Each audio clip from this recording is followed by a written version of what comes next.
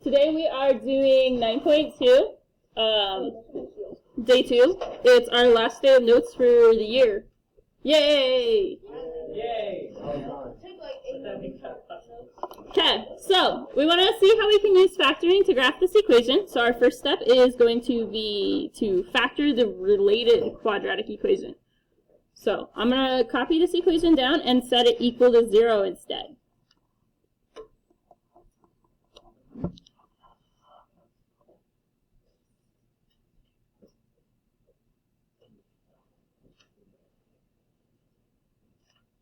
Okay, so what multiplies to negative 8 and adds to negative 2?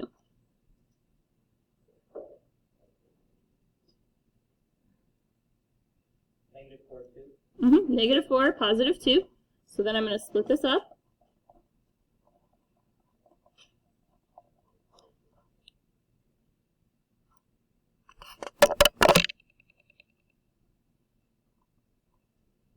Okay, then my next step is to find the solutions of the equation. So you guys remember from Tuesday how I do that? So I want to take my two factors and set them equal to 0 and then solve to get that. So on my first one, I add 4 to both sides. I get x equals 4. On the second one, I subtract 2. I get x equals negative 2.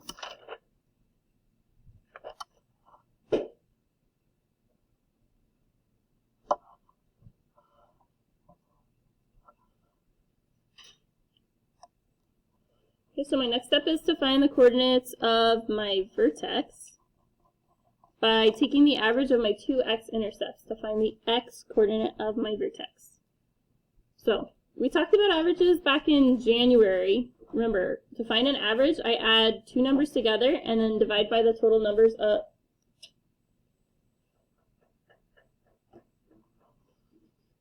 Anyways, I'll talk and then hopefully it'll fix itself.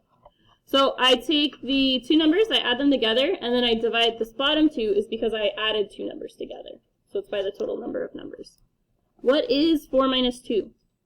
2. Divided by 2?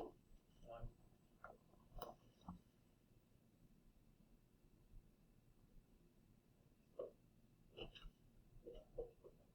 Okay, so that's my x-coordinate. Now I want to go ahead and use my x-coordinate to find my y-coordinate by plugging it back into my quadratic equation. So I'm going to do f of 1, because 1's what I got for my x value, and I'm going to plug it in for all of my x's in my original equation.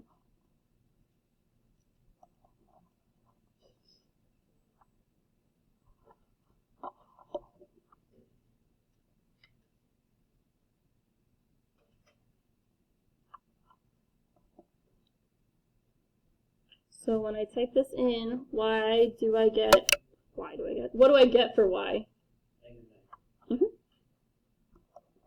So my vertex is going to be 1, negative 9.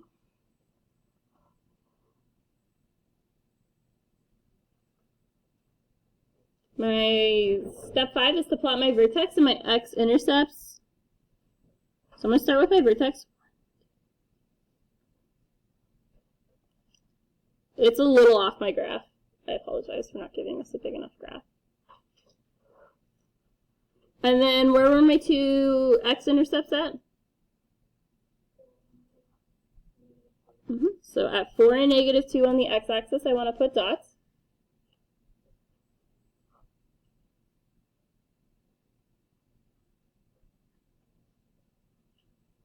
And then I just want to go ahead and connect them.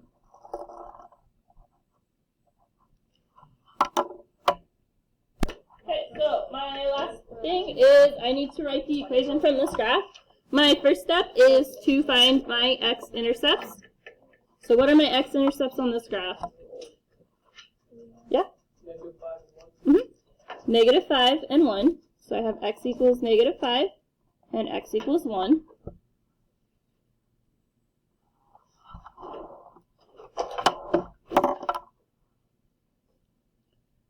Then I want to go ahead and write my quadratic equation in factored form, which remember is a times x minus p times x minus q, where p P and Q are my x-intercepts. So it doesn't matter which one I label P and which one I label Q, but one of them needs to be P and one of them needs to be Q.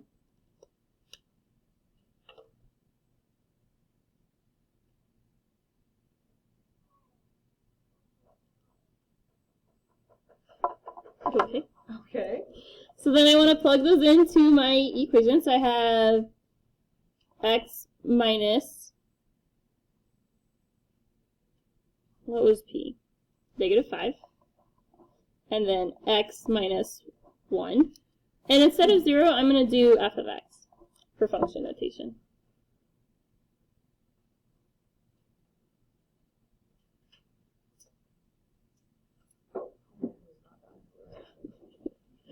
Do I like double negatives? No. So I'm going to turn that into a plus.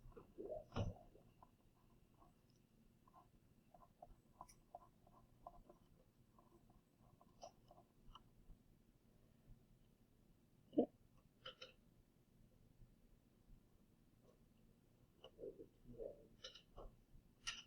Because there's a negative from the formula and then a negative from the -5. Okay, so my third step is to use a point to solve for a. So this is going to be my point. That is x comma f of x when I go to plug in. So a is going to stay a. What was x now? What number is this?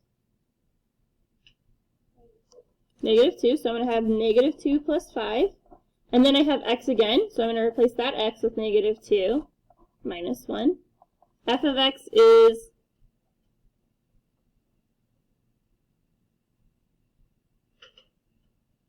what's my value for f of x?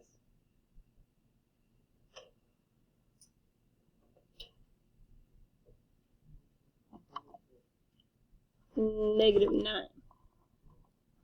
It's always my y value. Okay, so then I want to solve inside the parentheses. What's -2 plus 5? -2 plus 5. Sorry, what? 3.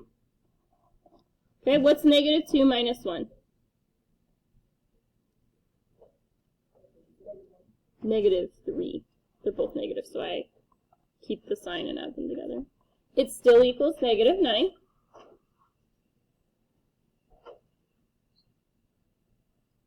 What is 3 times -3? Okay, so I'm going to write the -9 in front of my letter. We always write numbers in front of letters.